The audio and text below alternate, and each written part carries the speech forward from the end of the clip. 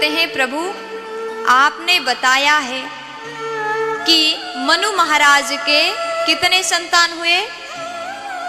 कितने? 5। और कन्या कितनी हुई? आप लोग बताएंगे कितनी कन्या हुई? कुछ नहीं पता, आप लोग बताइए। 4? हे भगवान, 3 कन्या हुई, 9 नहीं हुई। मनु महाराज मनु शतरूपा के 5 संतान हुए, इनमें से 3 बेटी हुए, 2 बेटा हुए।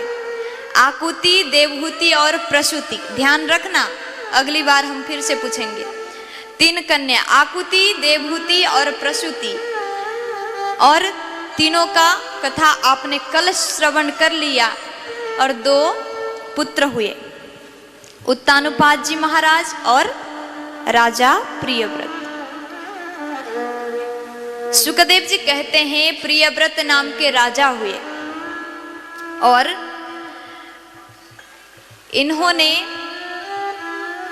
राज्य किया, बड़े ज्ञानी राजा थे। तो राजा परीक्षित ने कहा प्रभु इनके चरित्र हम जानना चाहते हैं। प्रियव्रत का मतलब है जिसका प्रतिज्ञा अच्छा हो। प्रिय मतलब अच्छा, व्रत मतलब प्रतिज्ञा, जो हमेशा सुंदर प्रतिज्ञा करते हैं वो है प्रियव्रत। अब इन्होंने क्या किया?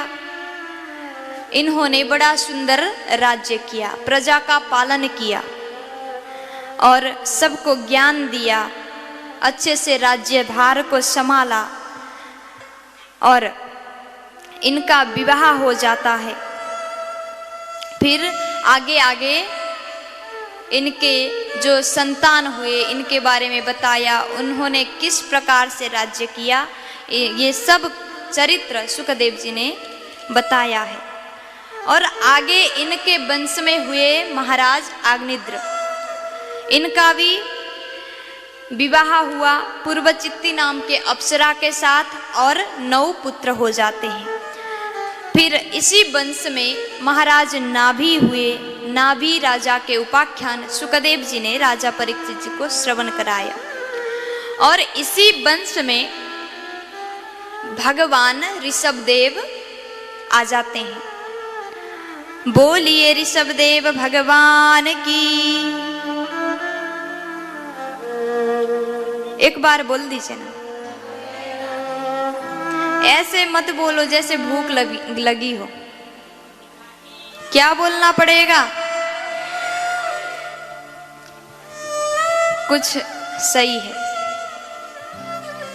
और ऋषभदेव भगवान ने राज्य किया, सभी प्रजा का पालन किया और सबको बुला करके उपदेश दिया करते थे, ऐसा करना चाहिए, सत्संग श्रवण करना चाहिए। सभी पुत्रों को भी भगवान ऋषभदेव ने उपदेश दिया है। कहते हैं ये जो मानव तन है, इस तन प्राप्त करने के बाद मनुष्य को भजन करना चाहिए, सत्संग सुनना चाहिए और यही मोक्ष का द्वार है। अगर मुक्ति चाहिए, मोक्ष चाहिए तो सत्संग रूपी मार्ग पर चलना पड़ेगा। इस प्रकार ऋषभदेव भगवान ने उपदेश दिया। कहते हैं देखो, गुरुर न सस्यात् स्वजनो न सस्यात्, पिता न सस्यात् जननी न सास्यात्, दैवं न तस्यान्न पति सस्यान्, नमो चैद्य समुपेत मृत्युम। गुरुर न सस्यान्, वो गुरु नहीं है जो हमें भगवान से विमुख कर दे। वो गुरु कभी योग्य गुरु नहीं बन सकता जो भगवान के बारे में हमें ना सिखाए। हमारा हाथ पकड़ के भगवान की चरणों में जो लेके ना जाए, वो गुरु कभी गुरु कहलाने का लायक नहीं है। और पिता, वही पिता श्रेष्ठ पिता है जो अपने बच्चों को सिखाता है कि बेटा भक्ति करो, भजन करो। सब चीज सिखाते सिखाते साथ में भगवान के मार्ग को भी दर्शाता है, वही सच्चा पिता है। और माता वही श्रेष्ठ माता है, वही जननी श्रेष्ठ है जो अपने बालक को हमेशा सुंदर ज्ञान दे। इस प्रकार समझाते हैं और सभी बच्चों ने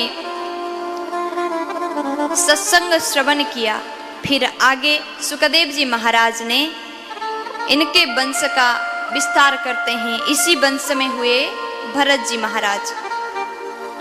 भरत जी महाराज ने राज्य किया, फिर नेपाल देश के मुक्ति क्षेत्र में जाके तपस्या किया।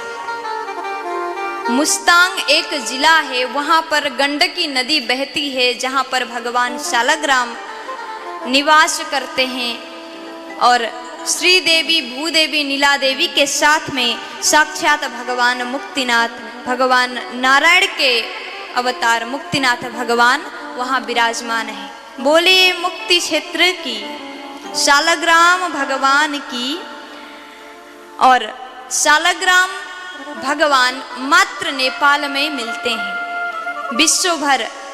विश्व के हर मठ मंदिरों में भगवान शालग्राम रखा जाता है और वही शालग्राम भगवान को स्नान करा करके भगवान के चरणोदक के रूप में हम सब पान करते हैं। ये भगवान